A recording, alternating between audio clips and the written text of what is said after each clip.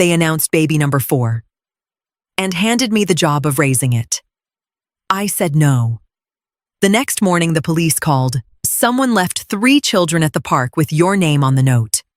I didn't argue. I didn't panic. I simply let them play out their move and made sure it was the last time they ever got to use me. My name is Renee. I'm 67 years old, living in a cozy, well-kept house on the outskirts of Asheville. It was one of those perfect Sundays. We were sitting out on the patio, and the smell of fresh blackberry cobbler was still lingering in the air. My son Tyler and his wife Brooke had dropped by. Brooke rubbed her belly and made the big announcement, "Number 4 is on the way." Tyler gave a sheepish little grin, but Brooke's eyes were intense, almost calculating. "We've already got it all mapped out, Renee," she said, helping herself to a second slice of cobbler. "You'll take the morning so I can get some rest. I mean, it's not like you've got much else going on these days." It wasn't a request. It was a job assignment. She didn't take my silence as contemplation. She took it as a yes. She immediately started rambling about how we'd need to renovate my guest room. In her mind, my home. My sanctuary was already being rebranded as a free daycare center. I set my coffee cup down the porcelain, clinking sharply against the saucer. "That's not going to happen, Brooke," I said quietly. The smiles at the table vanished faster than a candle blown out in a gale. Tyler stared at his plate, unable to look me in the eye. He's always been the type to solve conflict by pretending it isn't happening. Brooke, on the other hand, let out a short, sharp laugh. "You're retired, Renee. Look at it as practice for the years ahead. What else are you going to do with your time?" That stung. Apparently, my entire life was supposed to be nothing more than a waiting room for her convenience. I didn't argue. I just stood up, cleared the plates, and took them to the kitchen. When I came back out, I handed Brooke her purse. I thought a clear no would be enough to draw the line. I thought they understood that my boundaries weren't up for negotiation. But the next morning, just after 8, my phone rang. An unknown number. A calm voice on the other end said, "Good morning, Mrs. Weber. This is Officer Miller with the Metro Police. Someone dropped off 3 children at the park with a note stating you're responsible for them." My heart stayed steady, but my mind went cold and sharp. I didn't rush out the door. First, I went to my home office and grabbed my ledger and my folder of house documents. Only then did I get in the car. The drive to the park took 10 minutes. When I arrived, I saw the cruiser and my 3 grandkids sitting on a bench. The oldest, Caleb, was holding little Sadie close. They didn't look terrified, just confused. The officer, a younger man, handed me a crumpled piece of paper. I recognized Brooke's handwriting instantly. "Grandma Renee agreed to this. Family helps family. We'll pick them up tonight." It was a trap, a sick one. If I just took the kids home now, I'd be playing her game. I looked Officer Miller right in the eye. I explicitly told them yesterday that I would not be providing childcare, I said. I pulled out my phone and showed him my last text to Tyler. "I am not babysitting tomorrow. Please make other arrangements." The officer saw the situation for what it was. This wasn't an emergency. It was coercion. I told him that as their grandmother, I would obviously take them for the moment to keep them safe, but that I wanted an official report filed for child abandonment/neglect. I didn't want to press charges yet, but I wanted a paper trail. As we were talking, Tyler's SUV came screeching around the corner. Brooke jumped out her phone, already up and recording. "There she is, the heartless grandma who leaves her own grandkids with the police," she screamed across the playground. Tyler climbed out slowly, head down. He looked like an extra in a bad play. I didn't say a word to them. I just turned back to the officer and asked him to finish the report. My silence was my strongest weapon. Brooke's screaming bounced off me like rain on a windshield. I knew then that talking was over. It was time for facts. After the park incident, things went quiet for 2 days. I didn't spend that time crying. I spent it auditing. I went to the bank. Ever since my husband passed, Tyler had power of attorney over my checking account. For emergencies, he always said. I revoked it immediately. Then I checked my recurring transfers. Every month, $250 went into a savings account for the kids that Brooke had access to for school supplies. I cut that off too. That afternoon, I got a call from the preschool. Mrs. Weber, we need your signature for the field trip next week. You're listed as the primary contact and the one responsible for the fees. I felt a pit in my stomach. I had never signed up for that. I asked the director to email me the paperwork. When I opened the PDF, I saw a signature that looked like mine, but the loop on the R was all wrong. Brooke had been forging my name to offload her bills onto me. I didn't call her. I didn't send a nasty text. I just printed the documents and put them in my folder. I realized they had systematically woven me into their lives like an unpaid servant they couldn't fire. They viewed my house as their property and my time as their resource. That evening, there was a knock at the door. It was Tyler alone. He looked exhausted. Mom, Brooke is at her breaking point. The hormones, the stress of the 4th kid. Can't you just give in this once? It's only for a few months. He spoke about giving in as if my freedom was a toy I was heartlessly keeping from him. I looked at my son, the boy I'd raised to be respectful and independent. "Oh, on Tyler," I said softly. "You're confusing help with exploitation.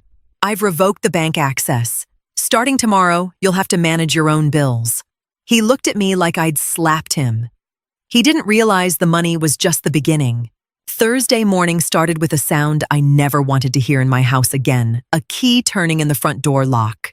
Brooke barged in, kids in tow bags overflowing. She didn't even look at me. She headed straight for the kitchen and started unpacking bottles. "We have an appointment with the accountant today," she snapped. "The kids are staying here, and make something healthy for lunch." Caleb has an upset stomach again.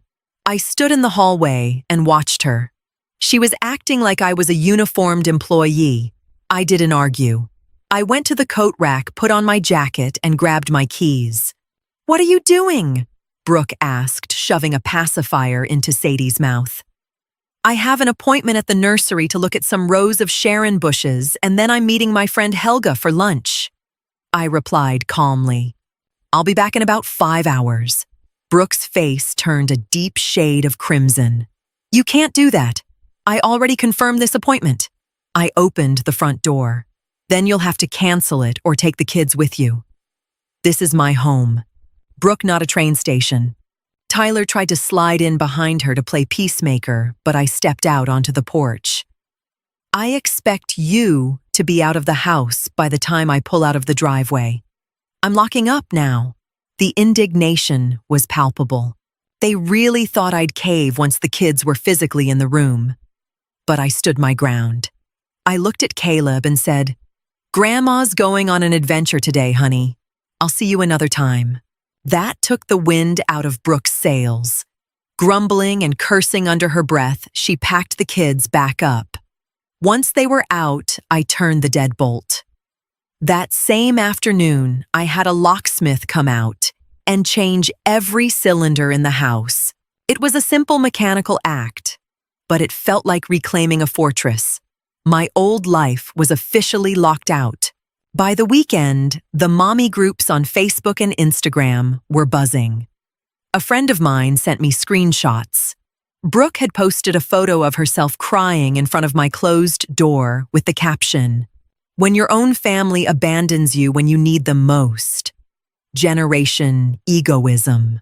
The comments were brutal, full of pity for her and venom for the mystery grandma. I sat on my patio and read those lines. Years ago, that would have crushed me. I would have called Tyler, begged him to set the record straight, tried to explain myself. But now I just felt a cold distance. They needed the lie to justify their own mess. I didn't roll in the mud with them. I didn't post a rebuttal. I just deleted the family group chat and blocked Brooke's notifications. On Monday, I went to the preschool and the elementary school. I spoke directly with the administration. I want my name removed from the emergency contact and authorized pickup lists. I told them, I am no longer available for daily childcare. The director looked surprised, but I stayed firm and signed the forms. No drama, just paperwork. As I was leaving, I saw Tyler in the parking lot. He saw me and walked over. Mom, the locks. Was that really necessary? Brooke is devastated. People in town are talking. I stopped walking. Tyler, people are talking because Brooke is telling them stories. I'm just protecting my home. If you want to visit, call and ask if I'm free. Like normal adults do. He looked completely lost. Without the structure I'd spent years building for him, his daily life was crumbling. He didn't even know when the parent-teacher conferences were.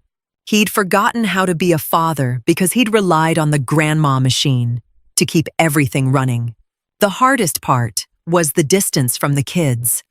I loved Caleb, Miles, and Sadie, but I realized Brooke was using them as shields. Every time she called, she'd put Caleb on the line. Tell Grandma how sad you are that she won't pick you up. It was low-level emotional blackmail. I spoke to Caleb briefly.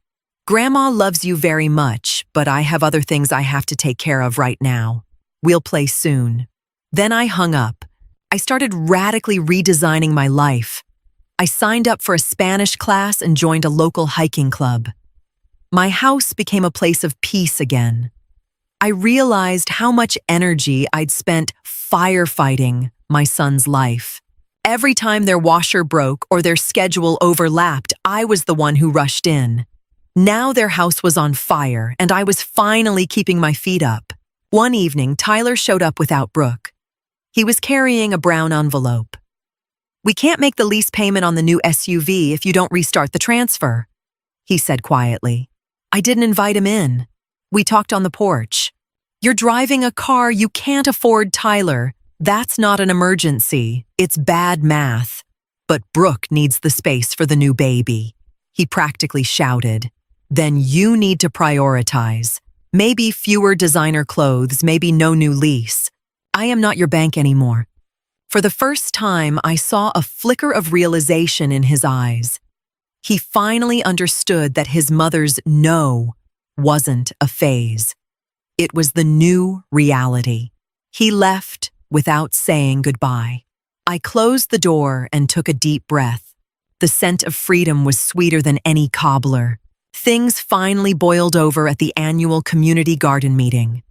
It was a public event at the local hall. Brooke and Tyler were there, and Brooke decided to use the stage. During the break, she marched up to the table where I was sitting with my friends. Nice to see you have time for flowers, Renee, she said loud enough for everyone to hear. While your pregnant daughter-in-law can barely stand on her feet. The room went silent. In the past, I would have died of embarrassment. But this time, I stood up slowly. I wasn't looking for a fight. I was looking for closure. I pulled an envelope out of my bag that I'd been carrying for days. It contained the copies of the forged signatures from the school. I didn't throw them on the table. I just held them up. Brooke, I said firmly, we can talk about gardening, or we can talk about why my signature is appearing on legal documents I've never seen. Her face went from a triumphant red to a ghostly gray. She knew exactly what I was holding. Tyler, standing beside her, stared at the papers. It was clear he had no idea about the forgeries. What is that, Brooke? He asked, his voice cracking. The people around us started whispering, but this time it wasn't about the mean grandma. I just wanted to get everything handled, Brooke stammered. I tucked the papers back into my bag. Handle your own life, but keep my name out of it. If I find out you've signed anything else in my name, the next conversation won't be with family. It'll be with a lawyer. I turned back to my friends. Brooke and Tyler fled the hall. It wasn't a victory, but it was a necessary boundary. By that evening, the whole town didn't just know I'd said no, they knew why. Without my money and my constant presence, Brooke and Tyler's house of cards collapsed within weeks.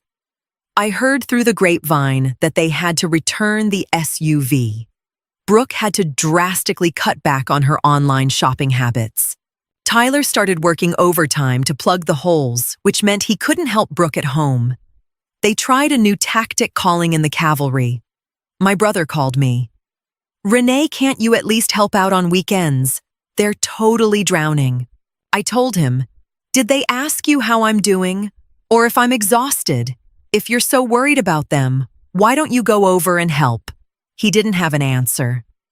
Everyone wanted the work done. They just wanted me to do it so they didn't have to feel guilty. I stayed consistent. I sent the kids little gifts to let them know I love them, but I didn't set foot in their house. I learned to love the silence of my phone.